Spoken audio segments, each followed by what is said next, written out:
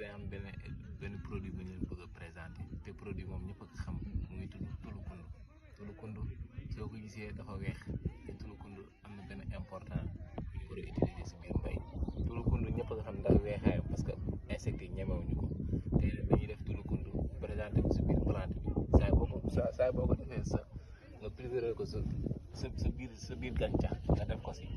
insectes yi duñuy ñëw lu tax ñu wax loolu parce que tulukundu day dégager odeur boobaa insectes yi duñu ñëw laal feuilles yi en même temps nag soo koy def da nga koy booleel si benn produit saa soo koy traité bu dee gàncax bi dafa am feebar nag soo ko traité boobaa insecte doo gis benn insecte bu ñëw laal gàncax bi si biir nag wax nag lu gën a baax si wax nag jëf bi te moom lañ leen koy présenté ñu def jëf instant yi tey ñoo ngi am benn produit wax di ko foor mooy ñoo ko di matawaat xaar ñëw def leen produit di leen ko présenté.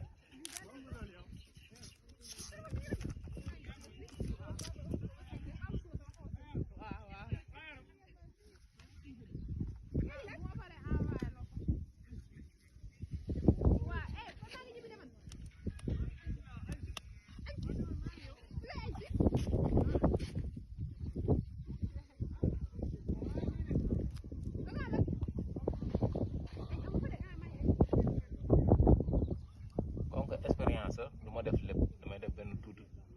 toog si biir kubéer bi moo ngi nii macha allah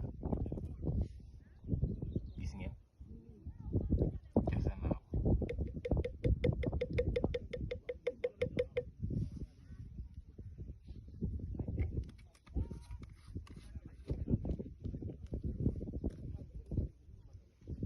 damay jël nag tulukundu baa ngi nii Concorde expérience damay jël ñetti kuddu mélanger ko si biir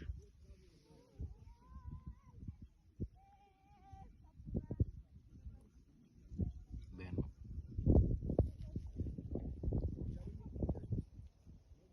ñaar ñett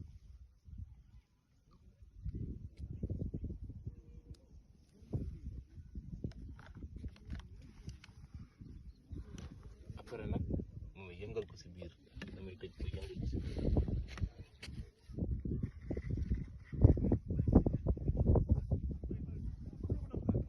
ngeen gis affaire maa ngi yëngal